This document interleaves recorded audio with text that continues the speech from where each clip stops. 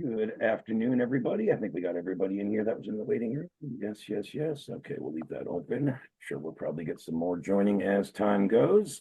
Nice to see everybody back again. I know myself, I missed the last two, Audience Lab DaaS sales workshops due to me being out sick. Unfortunately, I had a real bad bout of the flu combined with pneumonia. So I couldn't kick it very quickly, and then finally, manned up and went and saw a doctor. Something us men hate to do, probably. And hey, I could fight it off, or I'm fine. But once something doesn't go away for long enough, and you're not seeing any signs, I caved and went and saw the doctor. Otherwise, I would have never known I had the pneumonia as well, and probably wouldn't have got the antibiotics. But long story short, started feeling good middle of last week and got back to work.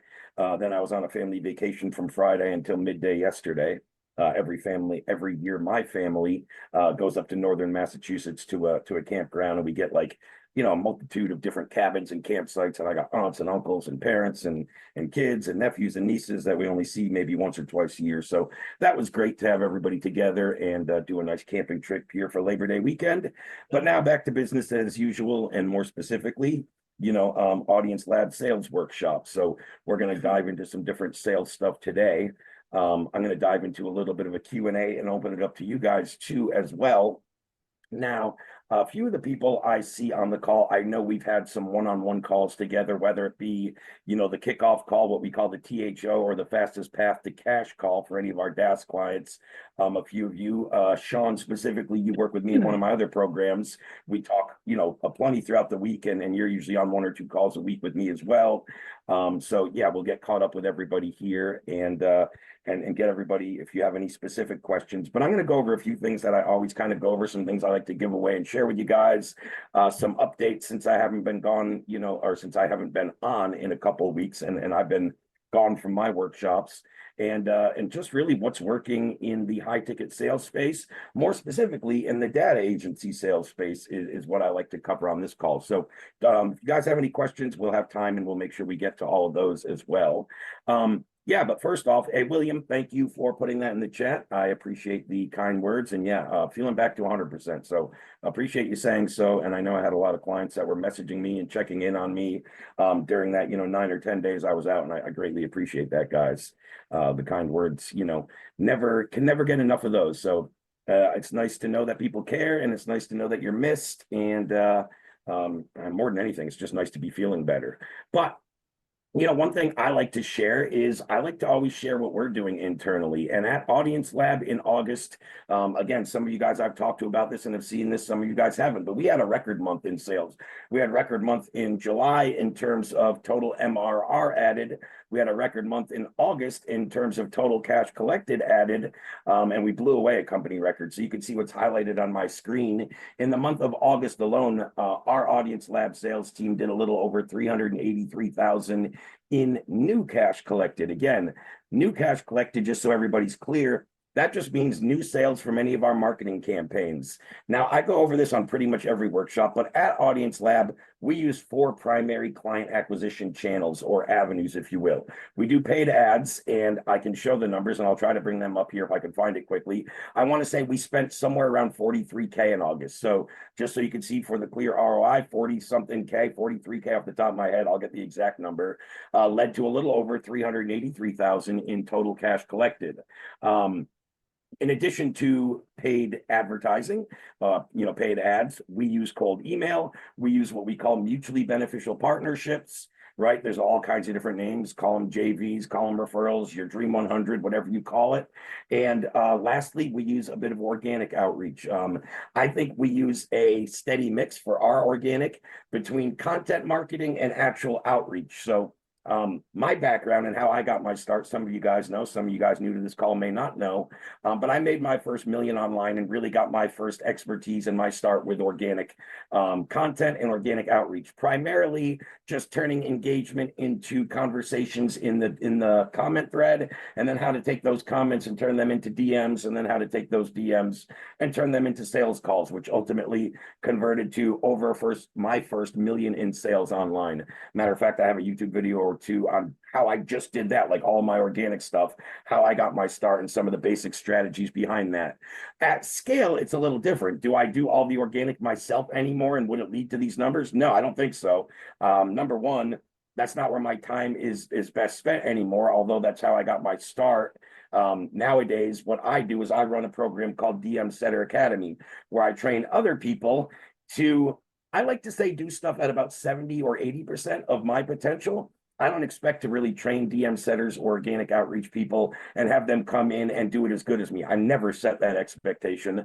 But if I can have 5 guys doing it at 70% of my capability, it's still going to be way more than me doing at 100% of my capability.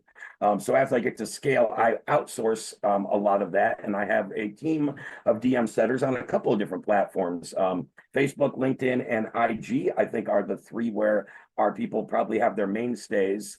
But in addition to that, I think we all know if we're trying to, generate more followers and more engagement organically, a lot of that goes into the type of content we're putting out, the consistency, the content itself, and then the strategy behind the content, right? So we've been putting a little more of an emphasis internally at Audience Lab, specifically in the last 3 months and in the next 90 days, and what we have for our organic strategy, with a lot more of video content and top of funnel type stuff, just getting people introduced to our brand, the main problem we solve, the main outcomes and solutions and results that we provide. And that's what usually creates that initial intrigue or curiosity engagement that would take people more to your, what I would say, middle of funnel content, which is more talking about your actual solution, how you stand out, how you provide results either better or in a different manner than a majority of the people in that particular niche or industry. And then bottom of funnel content, that really comes to people are already raising their hand or we're putting solid calls to action. And that's where we would get into an actual triage call and then a demo and actual sales calls, which we need to lead to the numbers you see on my screen. With Audience Lab, you guys may very well know, we don't sell any products or services without sending people to a sales call and to speak to a rep. Now, in the past, and maybe even some people on this call got into this program, in the past, we did have one tier or one offer, our incubator program, which was less than $500 a month at a price point and I would say, and our funnel strategy set up. So we could certainly sell hands off and just sending people to landing pages and booking links and checkout pages, et cetera, et cetera. And again, whether everybody knows on this call or not, the incubator program is now off the table. We no longer offer that. So if you got into it for $497 per month and you're on this call or in it, great. If you didn't, you probably never going to see that offer again because we've totally removed it from our offering stack and from our packages. We did that for a couple of reasons. I could dive into that if you guys really want to hear about that. That doesn't really go much into sales. I just say that to show you that even at scale with, I don't want to say a minimal ad spend, but when you take it in comparison to the, total revenue generated, it's only a small portion of that number. And we did that all with still selling people to our actual sales team into an actual sales call and a demo call. Let's go and pull up just so I can show you guys in transparency. And I didn't have it up, so I might have to scroll back and make sure. I don't know, but I want to be very transparent about our monthly ad spend in August and see where we left off. And this channel should give me those numbers. So that's September 1st. So good. The one right before that should be the end of August. And each one of these I'm scrolling through just so you guys know. Each time you see a little icon with the automation, each one I'm scrolling, that's just a new call booked into our funnel. So, okay, we can see from August, we spent a total of 46K. Total of 46K. So I was a little under. I said 43. And we see, again, I covered this last month, I think, when I showed our monthly numbers, what I like to call offsetting ad costs. So you see this 46K, and it really accounts for the 219 direct bookings via ads. So if we took the 46K divided by the 219 bookings, that shows us our appointment cost was $212. That's actually a little high. It's a little above our KPI. Where we would offset that is the extra 121 that were set through our email sequence. And again, this isn't even through our cold email. Our cold email bookings would probably get lumped into these 219. I actually got to double check how that's tracked. What I mean by more warm email is this is reactivation emails or nurture emails. So these are already somebody that raised their hand. They either attended a workshop, they opted into an ad, but they might not have booked. They booked, but they might not have showed up. Yeah, it could be 2 or 3 different ways that I would call that reactivation or nurturing leads. So now when you take the 219 plus the 121, that number comes out to 340, right? So if I'm to divide that 46K by 340, that brings our appointment cost down to $135 when you look at the bottom line number, which is actually right in line and a little below the KPI where we'd want to be spending. But for some reason, the way we set up our automations, it only takes into account when it builds the appointment cost as to the actual appointments booked through the ad funnels. I gotta readjust that. It doesn't take me long to figure out the difference and do the manual math, right? And figure that out. But again, just sharing with you guys. So we booked about 340 appointments. We did book 340 appointments for the month of August, which led to a little over 383,000 in cash collected. And I can guarantee you all 340, and there's probably a few more that got booked that you're not seeing through our, mutually beneficial partnership funnel, which if I have time, and I'm pretty sure I will, I'll dive into that and show you a little more what that looks like. Matter of fact, the call I just got off at 2:55 p.m. and then this call starts at 3 p.m. was a mutually beneficial partnership call that got set up through our outreach approach and how we gather those. Now, the way we look for those people and the way we reach out to them is much different than how we got these appointments, right? We don't do reactivation or nurture sequences. We don't run ads to those people. We do that through network connections and through a different type of outreach approach, but primarily through cold email. It's just knowing the right people and really having a really, really defined parameters for those type of partners that we're looking for. And the way that really works best for us guys, personally, we look for other businesses that are in what I would like to call a similar or a niche adjacent type of industry, meaning that their product or service and their audience is in pretty direct alignment with what we're looking for. You guys may know at Audience Lab, we sell almost exclusively to agencies that are looking to add more revenue, to get higher margins. There's a lot of agencies operating at 50K in revenue, but their expenses are 45K per month, right? And they're operating off very slim margins. How to stand out in the marketplace, how to offer new line items and bring in new revenue, how to switch from a more retainer agency to an MRR model. Those are some of the big, I would say, problems that we solve in the market, or the results and the outcomes that agencies see from being able to add Audience Lab to their offerings and deliverables and the things they go speak to their market.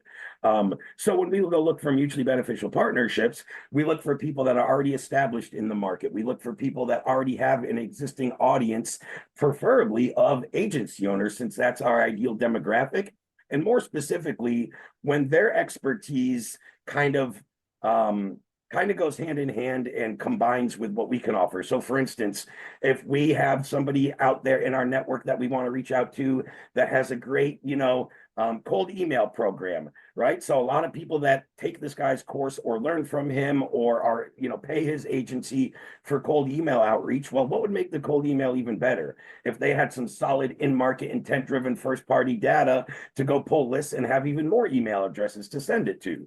That's just one example. Again, another one would be a Facebook ad agency. Well, a Facebook ad agency combined with, in-market, top quality, historically accurate, in intent-based data, their ads are probably going to perform better.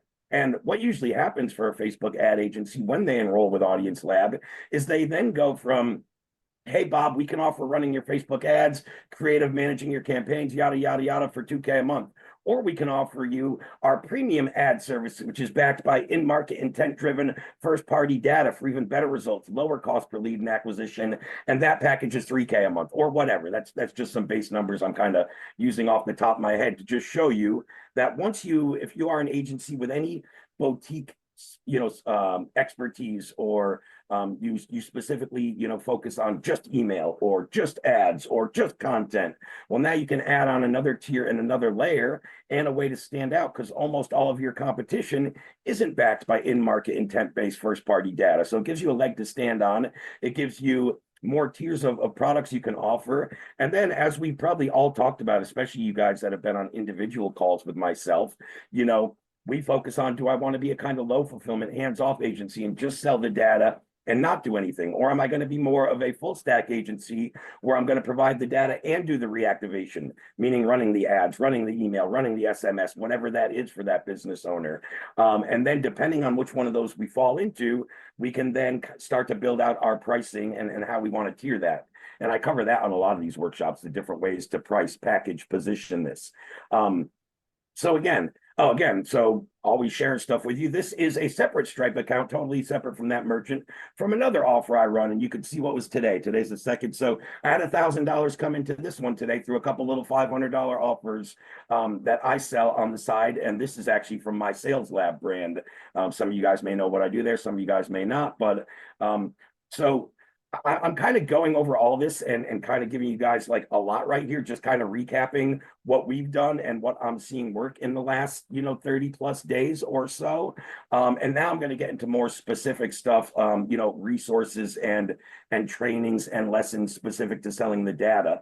Not to say some of that wasn't, but I know some of that was kind of general that won't apply. I know not everybody on this call, or maybe nobody on this call, is going to have a 45K ad budget per month, is going to be, trying to use 4 different acquisition channels. That's not what I'm saying necessarily. I like to be very transparent and tell you what's working for us and what we do. Now, over the years, as we've grown into our businesses and have multiple companies and brands, and as we scale them, we tack on other acquisition avenues or channels. So did we always have 4? No.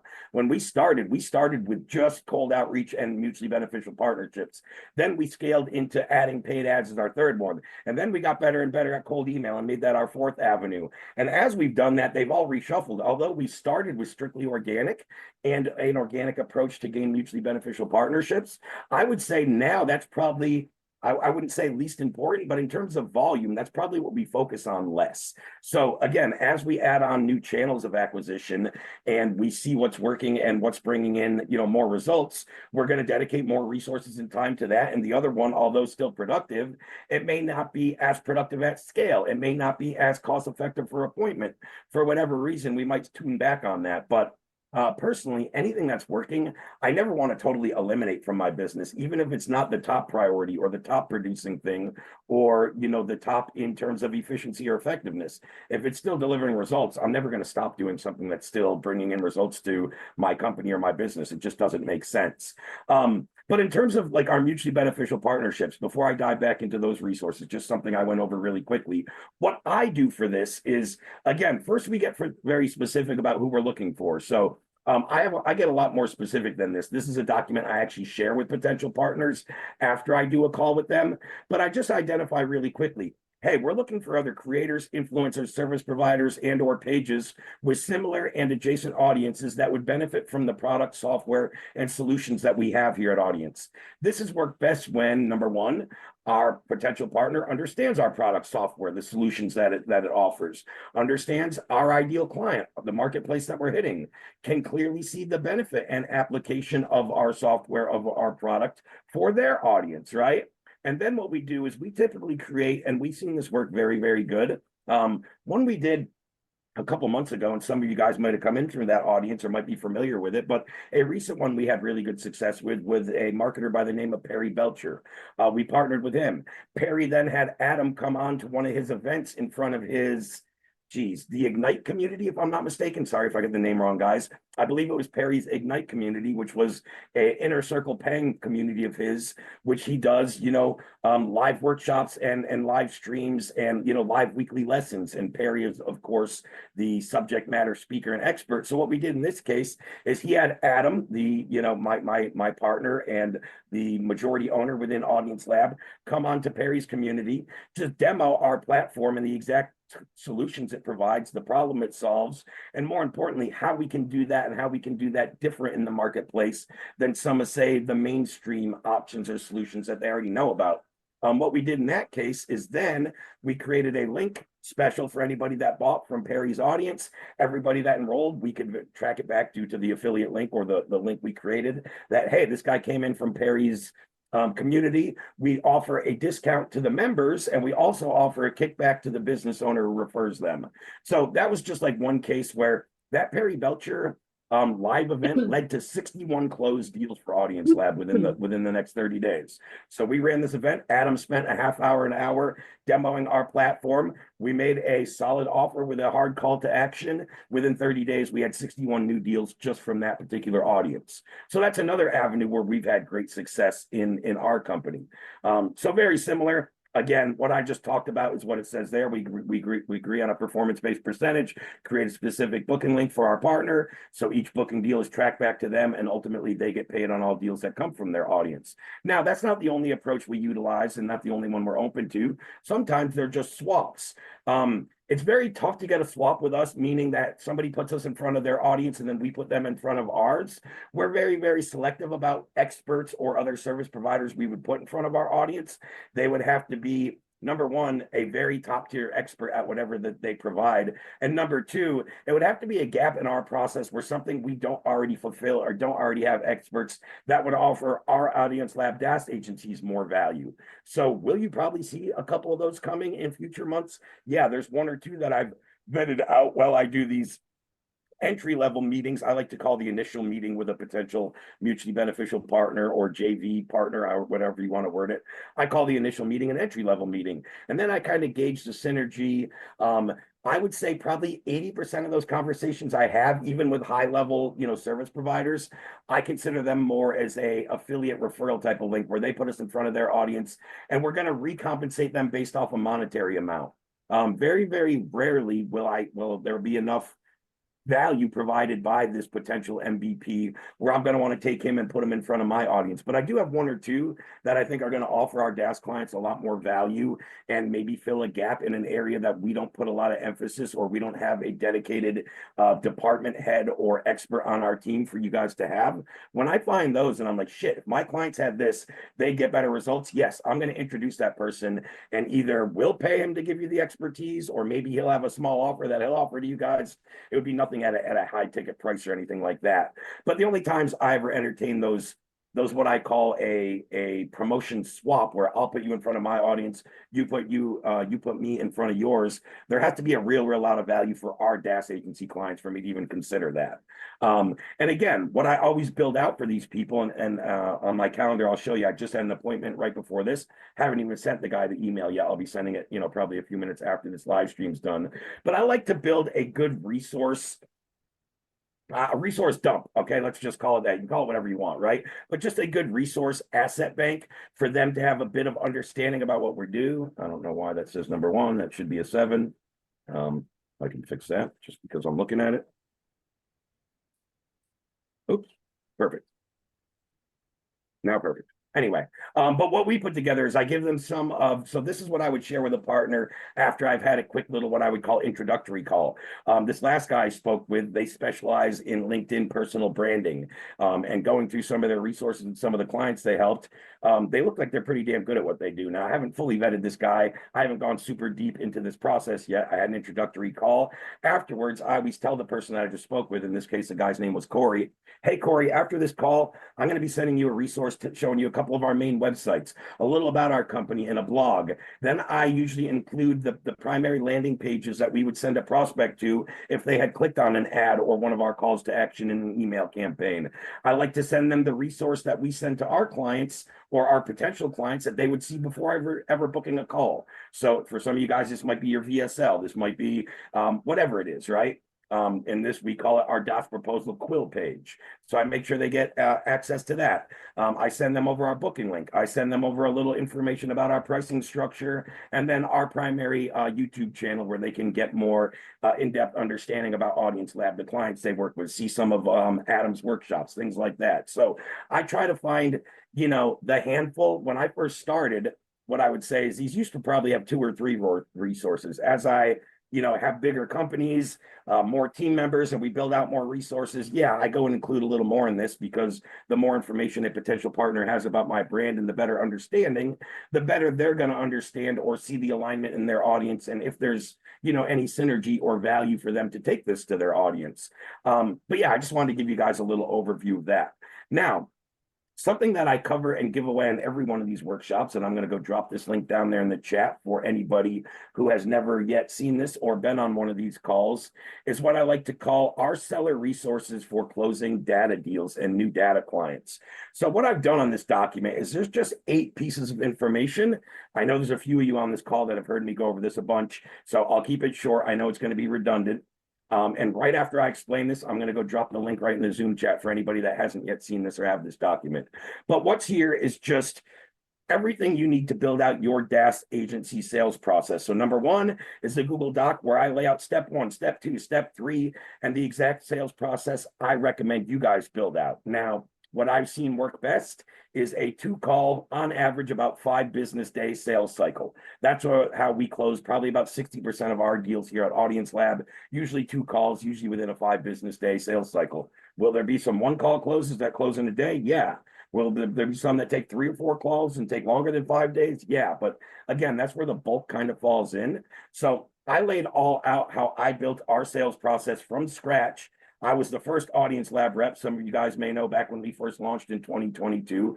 I built out our whole sales process and team, and many of you guys now know I just still run and oversee that department, but I'm not too active in the sales anymore. I have a team that's working full time, and my main job is to make sure their calendars are full and they have all the resources and training to ultimately close the most deals possible and make the most money for my company as well as for themselves as a sales rep, right? So that's number 1. Number 2 is I go in a little more depth. It's a tutorial where I go over that document and I screen share and show you what this process looks like when we have clients come through that, so you have a little better understanding.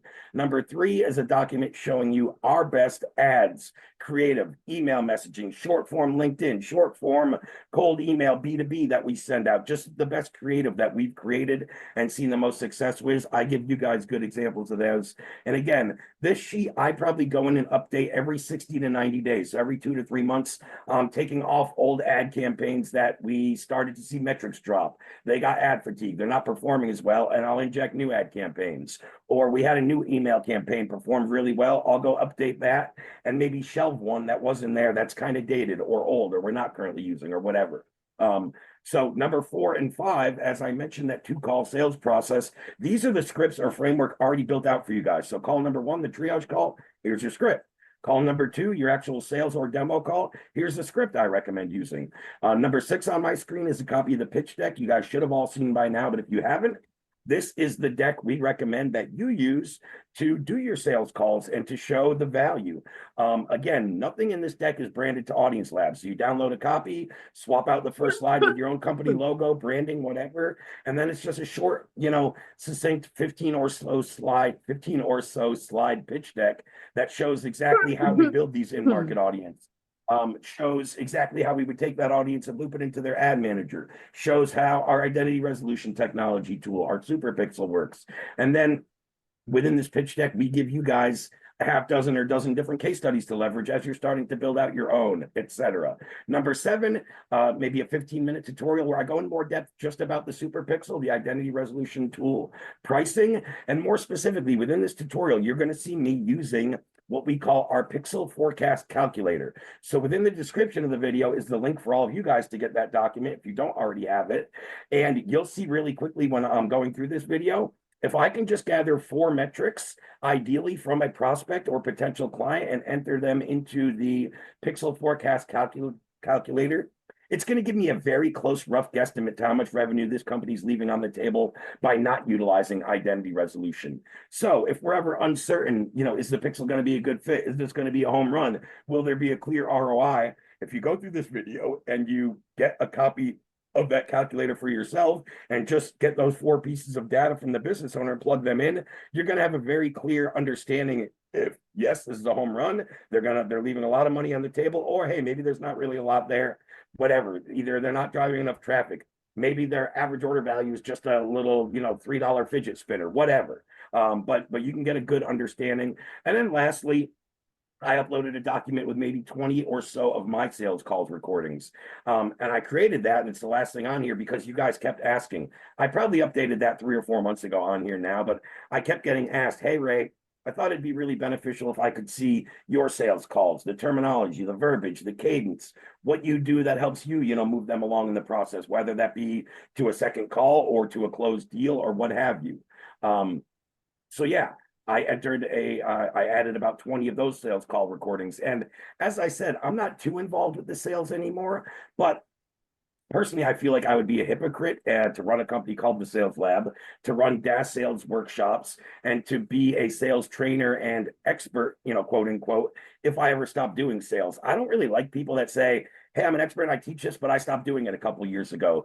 It kind of rubs me the wrong way. And if it rubs me the wrong way, I'm not going to repeat that. So one thing I still do, which some of you guys know, some of you guys don't, I block out about 2 weeks out of every quarter. I relinquish all my managerial duties and I just hop back into my sales team's calendar as a rep and I go in and take calls and field them and close deals. So do I do that full time year round? No. But do I still make sure I do it every quarter and every year and I'm still taking sales calls? Yes. Specifically data sales calls. Now, in my Sales Lab company, I also build and run sales teams in other niches and industries that I find myself taking calls, closing deals. So I'm never not in sales, but I always still want to be in it for, data and my DaaS agencies as well. So just a little overview there. I'm going to go drop this link in the chat right now for anybody who's not seen this or didn't have it. Great question, Sean. So what's the difference between cash collected and new MRR? There's a big difference. And specifically last month, there was a big difference in the number you see. But new cash collected means that's already been run through our merchant, it's in our bank account, and it's already been processed and closed. New MRR means that revenue is already on the books for next month. So last month, the number you saw was August. That's what we closed and collected in total cash at 380-something thousand. I want to say we only did about 80,000 last month in new MRR. So that means 80,000 is already on the books for September, for October, and for future months. Does that answer your question enough, Sean, or should I go into more depth about that? Cool. How many cold emails are you sending out per day? You're asking me specifically? Hold on. Well, I'll get to that. Let's wait. Yeah, I'll get to that. Let me go through 1 or 2 more things, and then I'll get to your questions. Are we still taking on more reps? William asked. We at the current time, I don't need any reps currently. I would say throughout the year, we're always bringing on new reps at some point. I'd be happy to reach out to you. I think you also texted me about this, William, a week or 2 ago, if I'm not mistaken, unless I have you mixed up with somebody else. And either I didn't reply or I replied saying we're not currently looking. But if you're talking about me at Audience Lab specifically, right now, we're not currently hiring. Our reps that we currently have full-time on staff can handle and take at minimum the 340 calls that we booked last month, if not more. I want to say we booked 450 the month before that. So right now, no, I'm not looking for any more. But if and when I am, I'm happy to reach out to you. I know there's a handful of people in my pipeline that are kind of always asking or always interested. I always go back to those people first if I'm gonna hire. So if you've messaged me about it, you're on my list and I will reach out to you. When I'm interviewing and looking, but no, right now my team is pretty staffed and we don't have any shortages.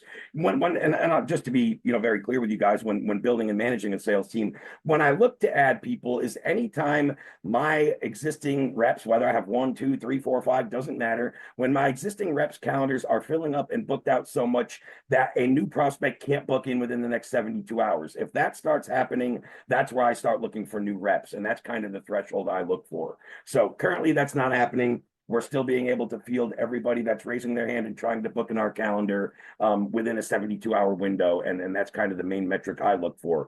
Running multiple sales teams over the years, the biggest drop off I've noticed when you book people longer than 72 hours out, that show rate drops from, on average, again, this is across multiple sales teams, so take this for what it's worth. It's going to be a little different in every industry, but on average, show rates drop from about 68% within the first 72 hours to just under 40% if they book after 72 hours out. So it's about a 30% drop off in show rates if you're booking your prospects more than 3 business days out.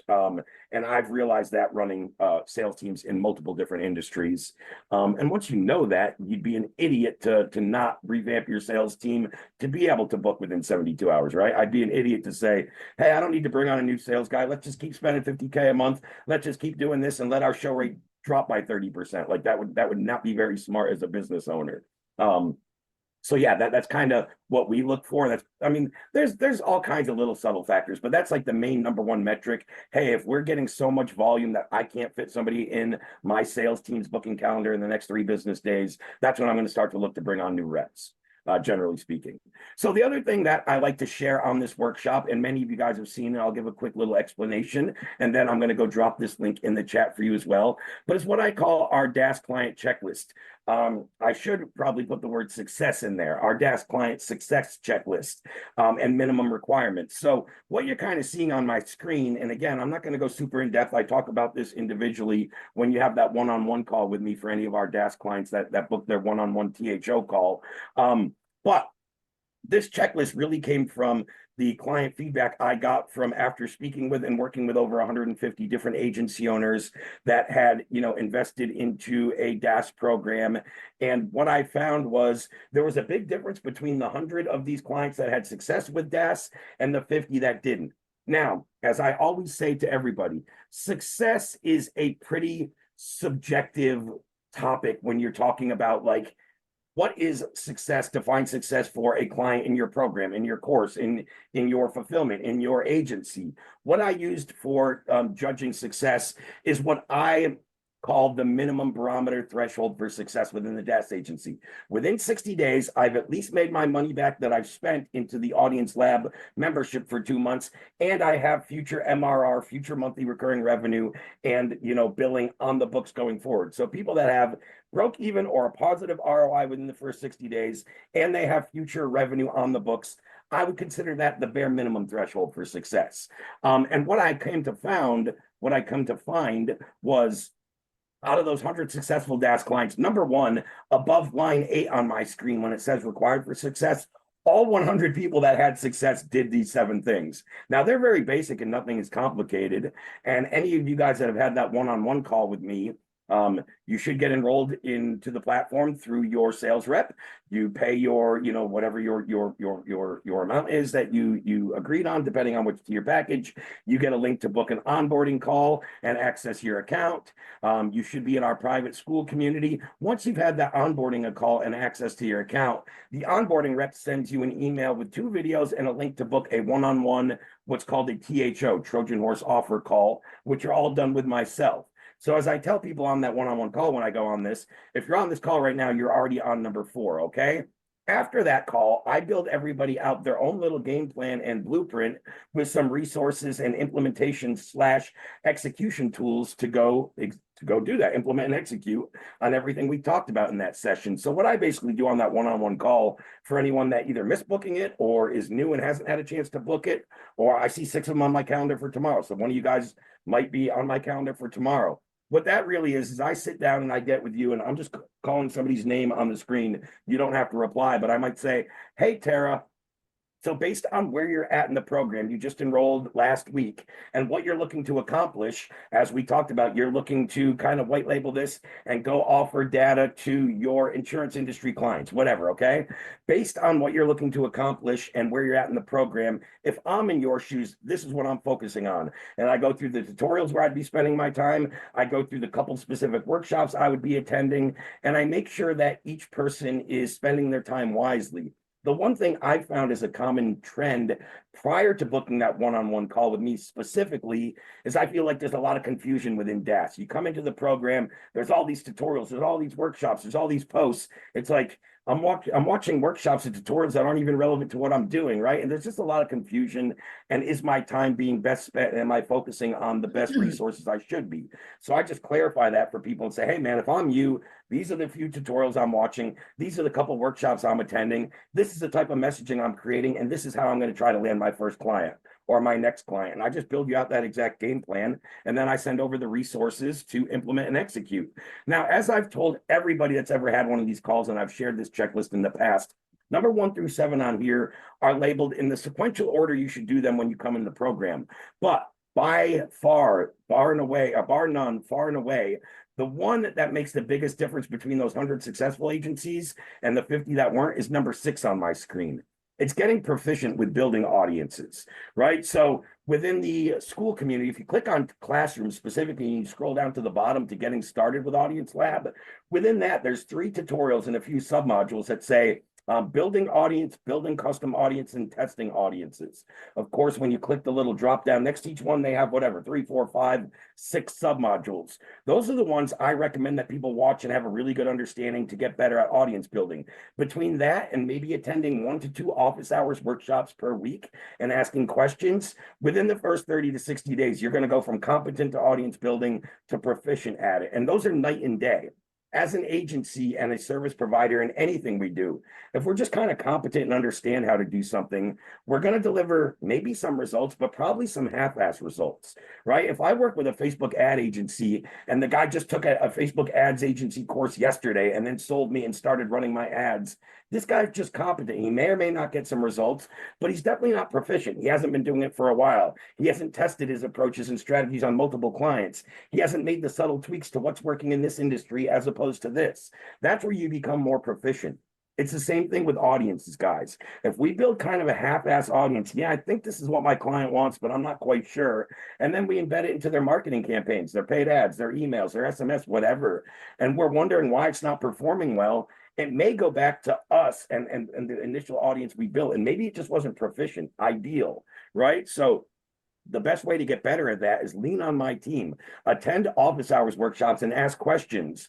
Jaden is more than happy. Jaden on the team, for any of you guys that haven't worked with him or aren't familiar, Jaden Delport is by far one of my best internal audience builders. And I was on a call with him today where he's like, Ray, I'm willing to and open to work with any client, whether they jump on the workshop or they want me one-on-one. All they have to do is go into the platform and a little blue bubble chat box, say they want help building an audience and request Jaden, and that will come right to my inbox and I'll set up a time. And what Jaden can do, again, he can do this with more people on the workshops and screen share and look, but he can really get eyeballs on your audience and say, hey, Tara, this audience you just built for this insurance company, it looks solid, but I would tweak and add this parameter, or add this keyword, or add this. And what he's going to help you do is make that audience perform better, whether that's by the quality or the quantity of people you want on that audience.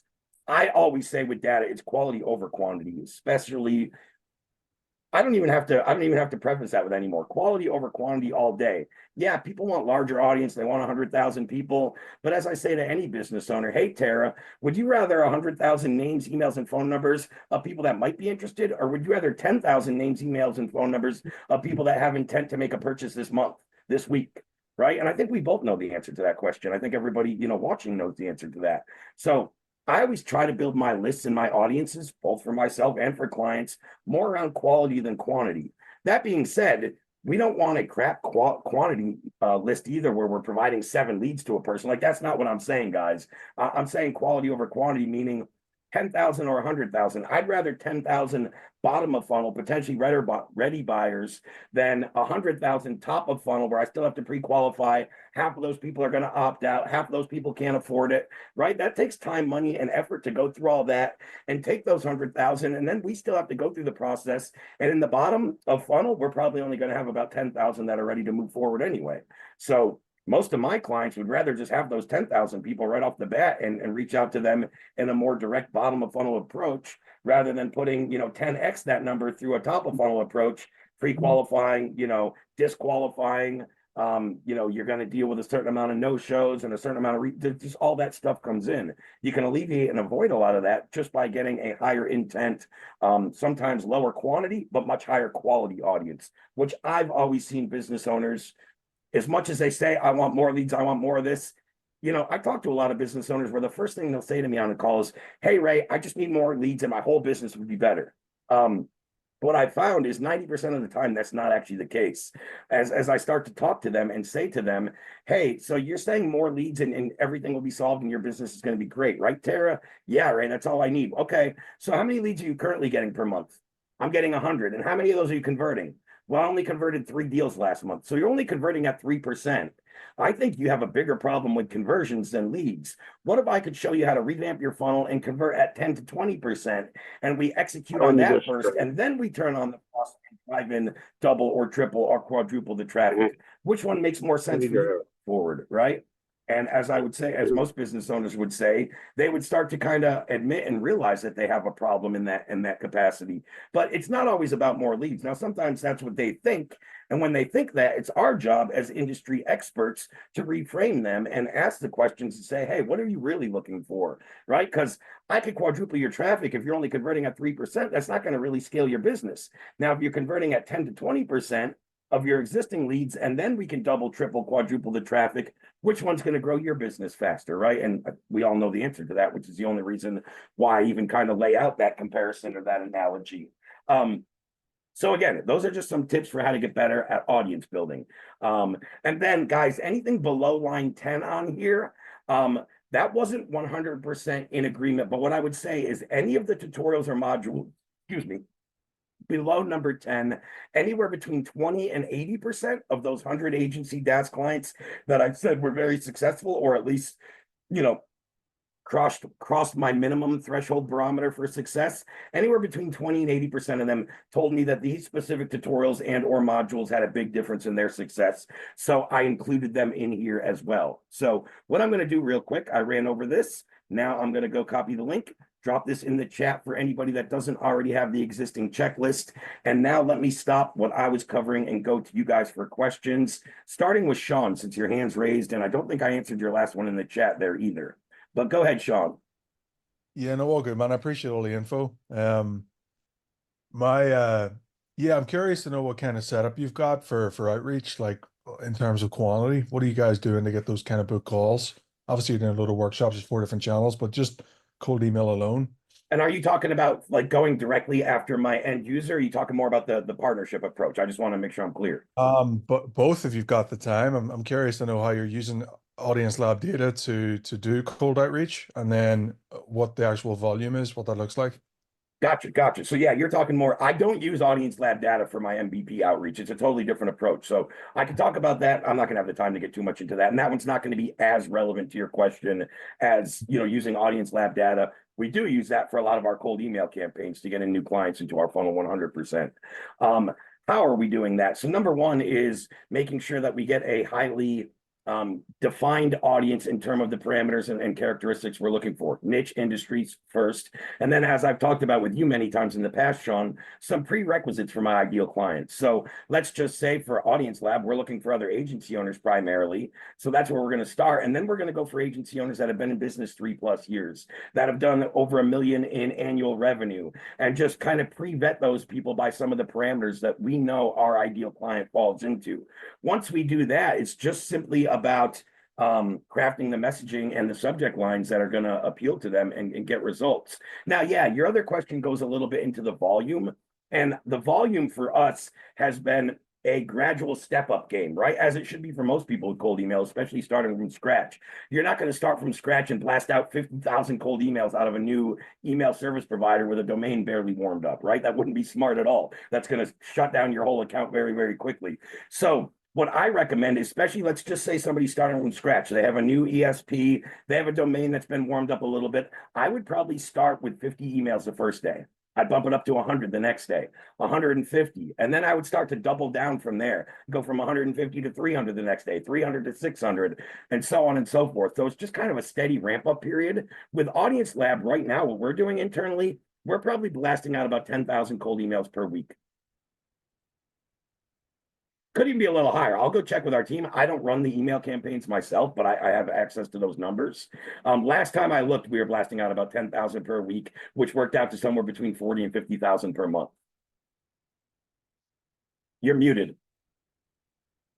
Sorry, do you know your KPIs on that? Like what sort of responses and book call rate are you getting out of those 10,000 a week? I can get you. I don't want to guess without bringing up the metrics. I'm just not into there, but I can get you Yeah, no email worries. KPIs. What I'll do, because there's probably other people curious, I'll send it Mhm. to you directly, Sean, but I'll also post a little tutorial video in school once I have this metrics and break it down. That way everybody can see it as well. So I'll do an email Sweet. KPI tutorial once I'm into that. I don't have that user interface open right now, and I'm not gonna have the time to do it in the next 10 minutes, but I'll bring all that stuff up. I'll get all the numbers up. I'll run through a tutorial. I'll send it to you directly, Sean, through our DM thread, but I'll also post it in school for everybody to see. Thanks, man. Appreciate it. What do your cold email scripts look like? That's a good question, Sean. And I'm sorry, William, in the chat, and I can go through a couple examples. Give me 1 second. Let me bring up something on the screen that I didn't have up. Just bear with me 1 second. If anybody has any other questions, you can either type in the chat or just type a number 1 in the chat so I know to call on you. So either type the number 1 or type your question and I will get to you. Just give me 1 minute while I bring up some examples to show William and anyone else interested with his last question here.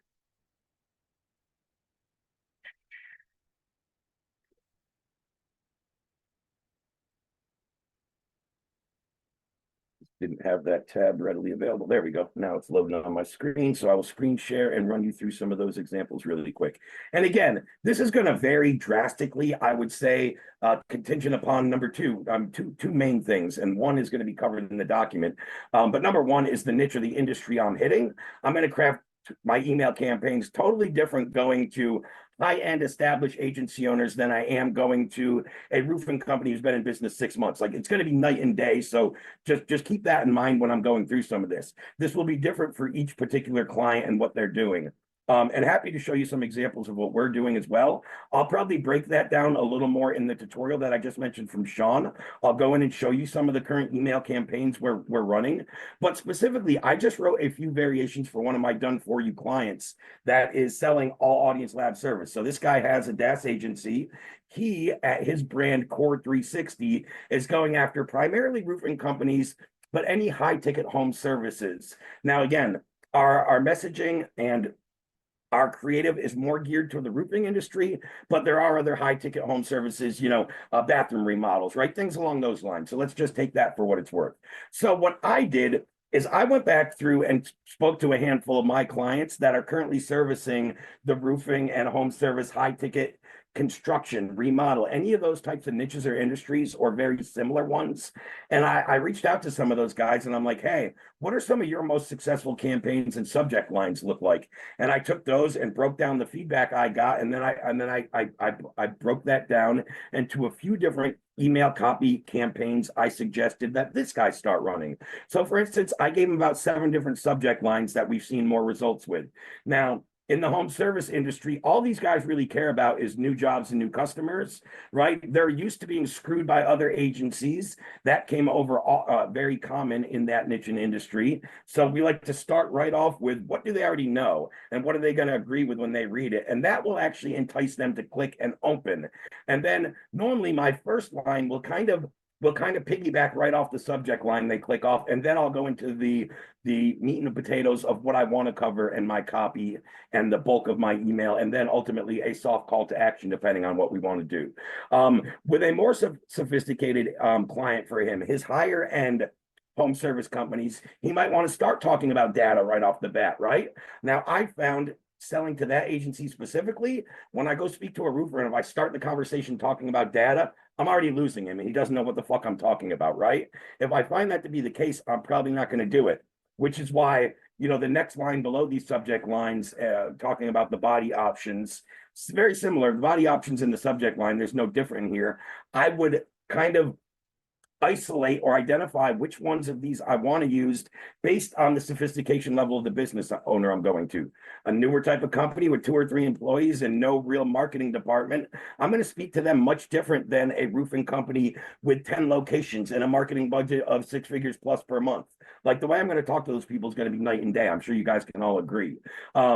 you know, sometimes by telling people what not to do, you get open rates. It's funny. I was teaching a class maybe 6 months ago in my PDocs brand to some of my clients about cold email. And one of the ones I've had some of the best success rate in the past said toxic, do not open with a skull and crossbones. Just because I told people not to open, they fucking like I got crazy open rates with that email. So sometimes I'll just test weird shit to see what I find. I was really surprised when I saw the metrics on that. I had 64% open rates when I'm telling people not to open and putting a skull and crossbone in the subject line.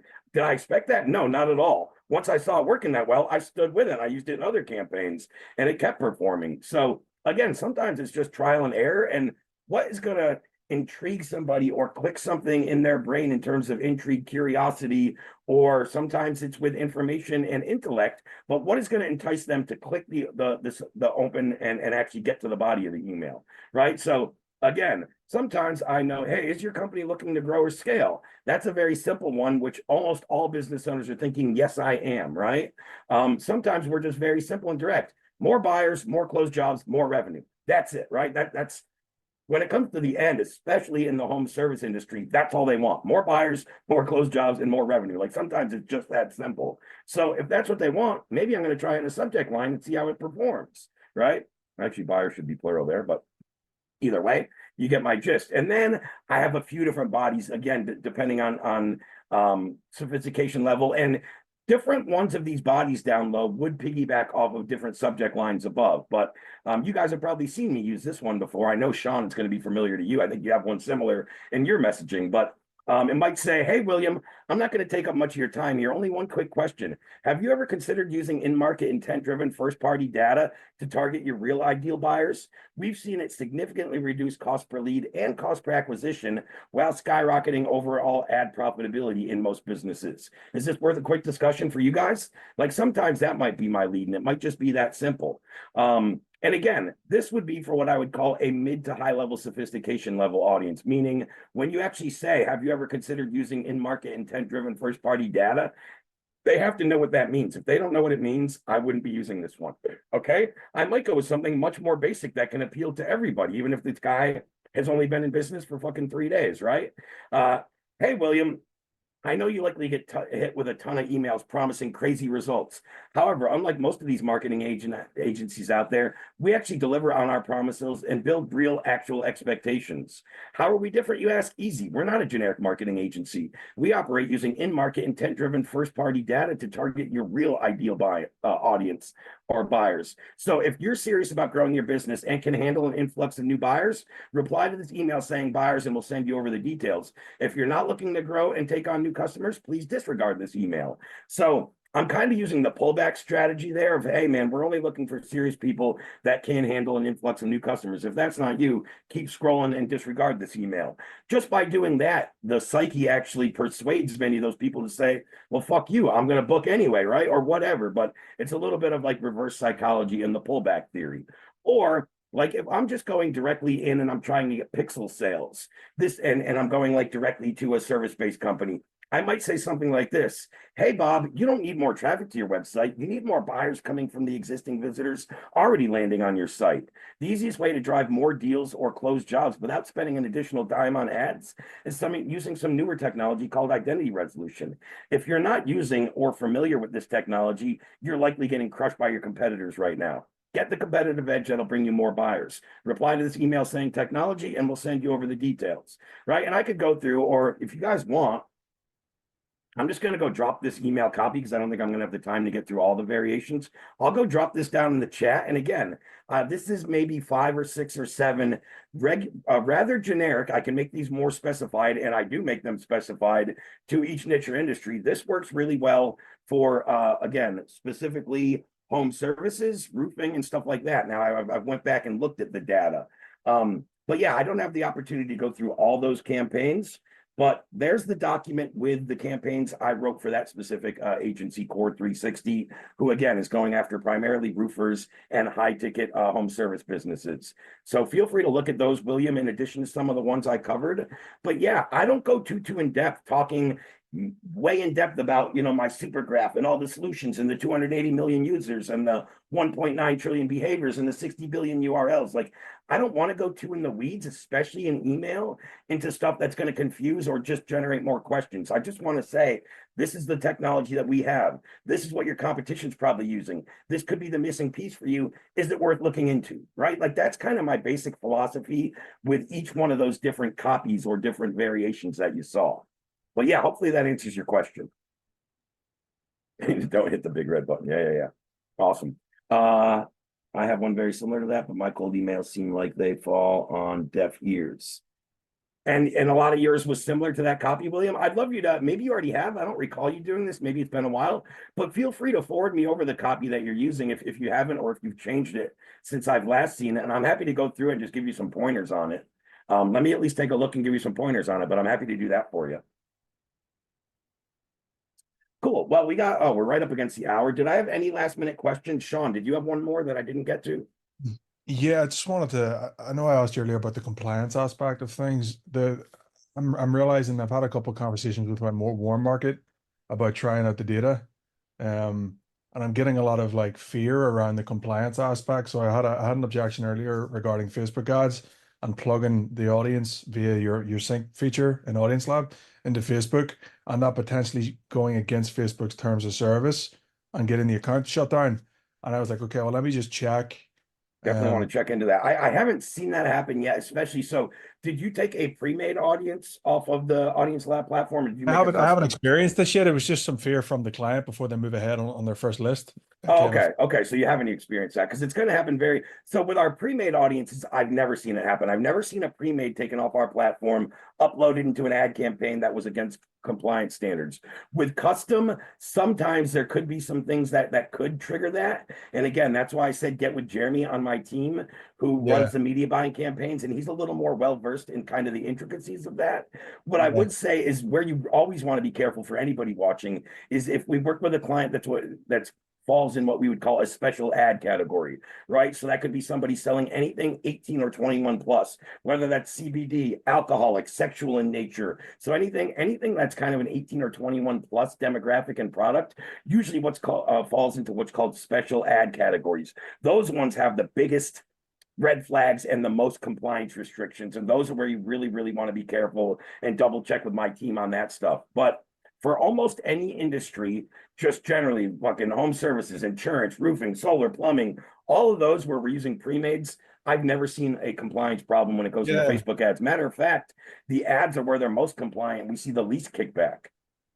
Yeah, I haven't seen any issues either. I just didn't know how to counter that argument confidently or competently, because I've not, it's all new to me. So yeah, The best way to counter that is say, hey, let's just say your prospect's name is Bob. Hey, Bob, that's a great question and 100% a valid concern. And where we stand out and how we combat that is my graph, where I'm pulling these audiences for you, is first party data, which means the consumer actually ticked the box that says they agreed to share their information with us and our partners. That makes it 100% compliant for you to hit them with your ads. Just being first party data, Sean, that makes it compliant in ads. So that's the reason why I wouldn't shut down the account then. 100% correct. Got it. Yep. Okay. If it's second, third party, anything after that, there could be issues. Being that we're a first party data super graph, you don't have to worry about that at all. Because the thing with ads is, now that we hit this person with ad, and again, it being first party data, it's 100% in Facebook's compliance standards. But now this person actually gets the option to opt in or not when they see the ad. They can not click it. They can click, don't show me ads like this again.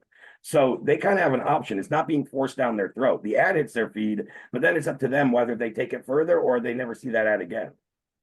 Right. Okay. Okay, perfect. No, I'll reach out to Jeremy too. I'll get some more info on this, because I'm going to get back to them, and then hopefully they'll move ahead on it. Yeah, he can go in much more depth. I can cover the basics, but definitely that we have first party data makes it 100% compliant when we loop that into Meta ads, Google ads, etc. Happy days. Thank you, sir. That's all from me. Appreciate it. Cool. Alrighty, guys. I will have this recording, as I do each week, uploaded to school into the sales channel within the next hour or two. Usually takes me an hour or two after I finish these, but all of my replays from every workshop I run are uploaded that same day into the school platform. So if anybody wants to watch it back or miss something, that will be uploaded there. And if anyone needs anything from me in the meantime, you can just DM me in the school platform. I check that multiple times per day. Otherwise, we will see you guys next week, same place, same channel. All right. Thank you as well, Tara. Thanks, William. Thanks to everybody for jumping on and participating, and we'll see you next time. Bye-bye.